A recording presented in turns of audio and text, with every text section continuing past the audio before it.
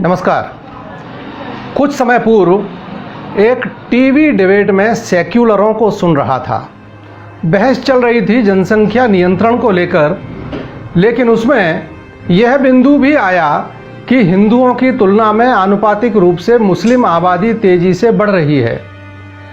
Secular साहबों ने शाइस्तगी से फरमाया कि बेमतलब की बातें हैं। मान भी लिया जाए कि देश में मुस्लिम बहुसंख्यक हो गए तो भी कहां का आसमान टूट पड़ेगा। मुझे चाशनी में लपेट कर बात करना नहीं आता। प्रजातांत्रिक व्यवस्था में बहुसंख्यक का मतलब है सत्ता पर काबिज होना। मेरा मानना है कि जब तक देश में हिंदू बहुसंख्यक है तभी तक सहिष्णुता और सेक्युलर जैसे शब्द प्रयोग चल रहे हैं। सेक्युलर बंधुओं, आपके तर्क सुनकर मेरी आंखों के सामने 18वीं सदी का मंजर घूमने लगता है। मेरी हैरत तब और बढ़ जाती है जब जनसंख्या नियंत्रण जैसे महत्वपूर्ण सवाल को मुस्लिम विरोधी बता दिया जाता है।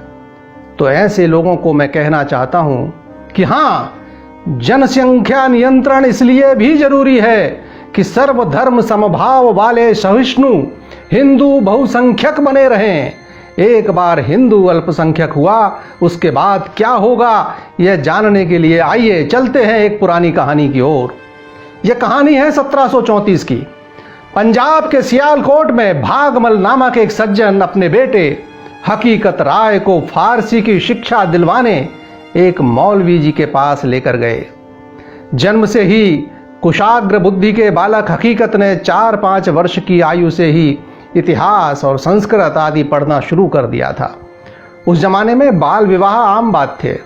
तो हकीकत की शादी के बाद पिता को लगा कि मुस्लिम राज्य में रोजी रोटी कमाने और अपने पैरों पर खड़े होने के लिए फारसी सीखना भी जरूरी है।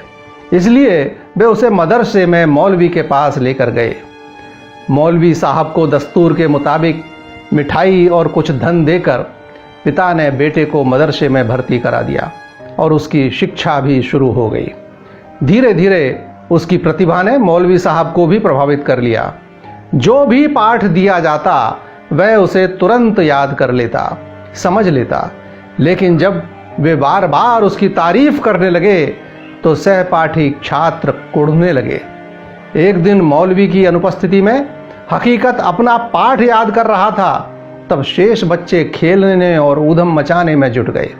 लेकिन तभी खेलते बच्चों में से एक का ध्यान हकीकत की तरफ गया। उसने दूसरों से कहा, देखो देखो, हम सब खेल रहे हैं और ये हकीकत का बच्चा पढ़ाकू बन रहा है। इसे भी साथ मिलाओ, वरना मियाँ जी के आते ही उनके कान भरेगा और हमारी उल्टी सीधी शिकायत करेगा। अगर हील हुज्जत करे तो 2-4 चपत भी लगाएंगे।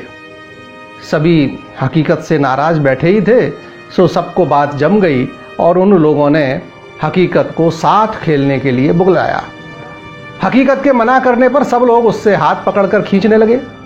हकीकत ने झल्ला कर कहा, देखो मुझे तंग मत करो, वरना दुर्गा भवानी की कसम मैं मुल्ला जी से जरूर तुम्हारी शिकायत करूंगा। यह एक शब्द दुर्गा भवानी की कसम उसे बहुत भारी पड़ गया।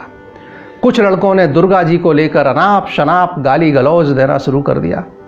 हकीकत ने उन्हें टोका, देखो मुझसे झगड़ा करना है तो करो, मुझे मारो पीटो, लेकिन हमारे देवी देवताओं को तो गालियां देने का क्या मतलब है। लेकिन जब लड़के नहीं माने और अब शब्दों की मानो बाढ़ ही आ गई, तब हकीकत राय ने भी तुर्की बतुर्की जवाब देते हुए कहा कि जो बातें तुम लोग दुर्गा भवानी के लिए कह रहे हो, जो अल्फाज दुर्गा जी के लिए बोल रहे हो, वही सब अपनी फातिमा के लिए भी समझ लो। और उसके बाद बच्चों का यह छोटा सा वाद विवाद देखते ही देखते कितना बढ़ गया, यह पढ़कर सुनकर ही हैरत होती है। मौलवी साहब के आते ही लड़कों ने इकट्ठे होकर हकीकत की शिकायत की। सुनते ही मुल्ला जी पूर्व में की गई हकीकत की सभी तारीफें भूल गए। उसकी जो पिटाई दूसरे लड़कों ने की थी वह कोई मुद्दा ही नहीं समझा गया। उन्हें याद रहा तो केवल यह कि एक काफिर लड़के ने रसूल जादी के खिलाफ अपशब्द निकाले हैं। ईश निंदा कानून जैसे शब्दों की उस जमाने में जरूरत ही कहाँ थी। दुर्गा जी को क्या कहा गया, कौन पूछने वाला था। आनन फानन में मौलवी साहब ने हकीकत राय को शहर काजी के सामने पेश कर दिया। सारे झमेले की बात सुनकर हकीकत के परिजन भी वहां पहुंच गए। इन सब द्वारा लाख सही बात बताने के बाद भी काजी ने उनकी एक न सुनी और निर्णय सुनाया कि शरीयत के अनुसार इसके लिए मृत्युदंड है, या तो बालक मुसलमान बन जाए अन्यथा इसका सर कलम कर दिया जाए। काजी का गुस्सा इतने पर ही नहीं थमा, उसने माता पिता व सगे संबंधियों को भी इसके लिए कसूरवार मान लिया। एक गुस्ताख लड़के को जन्म देना क्या कम था, इन काफिरों की इतनी हिम्मत कि उसके बचाव में मेरे सामने आकर बहस की। डाल दो इन लोगों को भी जेल की काल कोठरी में। घर में हकीकत की मां कोरा का रो रो कर बुरा हाल था। समाज के लोगों को जानकारी मिली तो वे भी दौड़े आए, पर इतना भर हुआ कि काजी ने उनके कहने पर परिवार के लोगों को छोड़ दिया, वह भी इस शर्त पर कि वे हकीकत को इस्लाम कबूलने के लिए मनाएं। माता पिता ने समझाया भी कि मेरे लाल मुसलमान बन जा, तू हमारी आंखों के आगे कम से कम जिंदा तो रहेगा। किंतु हकीकत राय ने उन लोगों को लाजवाब कर दिया। उसने काजी से मुखातिब होकर पूछा, जनाब क्या इस्लाम कबूल करने के बाद मुझे मरना नहीं पड़ेगा? काजी ने कहा, बेशक। हकीकत ने अपनी बात और स्पष्ट की, क्या कभी नहीं मरूंगा? काजी की समझ में अब जाकर आया। उसने कहा, क्या मूर्खतापूर्ण वाहियात सवाल है? जो पैदा हुआ है एक ना एक दिन उसे मरना तो पड़ेगा ही। हकीकत हंस पड़ा। कोई परवाह नहीं जान रहे या न रहे, 4 दिन दुनिया में मेहमान रहे न रहे, मुसलमान हो भी गया मरना तो फिर भी होगा, काजी तू और तेरे बच्चे सदा धरती पे आबाद रहे। अपने निश्चय पर उसे अडिग देखकर काजी ने कहा कि ये सब बातें तू तभी तक कर रहा है जब तक तूने जल्लाद और उसके हाथ में पकड़ी तलवार नहीं देखी। सारी शेखी निकल जाएगी उसे देखते ही। डाल दो तब तक के लिए इस नाफरमान को हवालात में। स्वाभाविक ही बच्चों के साधारण झगड़े को दिया गया यह रूप तत्कालीन हिंदू समाज को झकझोर गया और इस असंतोष की गूंज सियालकोट के हाकिम अमीर बेग तक भी पहुंची और उसके मार्फत लाहौर के नाजिम तक। सारे हिंदू समाज की दरख्वास्त पर नाजिम ने हकीकत को नामचीन लोगों की जमानत पर जेल से रिहा कर दिया। फिर वही हुआ जिसे हम आज भी छोटे बड़े रूप में गाहे बगाहे देखते रहते हैं। शुक्रवार की नमाज के बाद तकरीरें हुई और लाहौर गरमा गया और नतीजा वही निकला, ढाक के 3 पात, या तो हकीकत इस्लाम कबूल करे या फिर मौत को गले लगाए। और फिर सन 1734 की वह बसंत पंचमी भी आई। बद स्थल पर इतनी कम उम्र के बच्चे पर तलवार उठाते एक बार की जल्लाद की आंखें भी डबडबा गईं। लेकिन सरकारी मुलाजिम था, हुक्म की तामील तो करनी ही थी। हकीकत राय धर्म पर बलिदान हो गया। बसंत जब भी आता है खिलती हुई कलियां मानो पूछती हैं, उस नन्ही कली को मसला गया आखिर उसका कसूर क्या था। अगर वह कसूरवार था तो दुर्गा माँ को गालियां देने वाले बच्चे कसूरवार क्यों नहीं थे?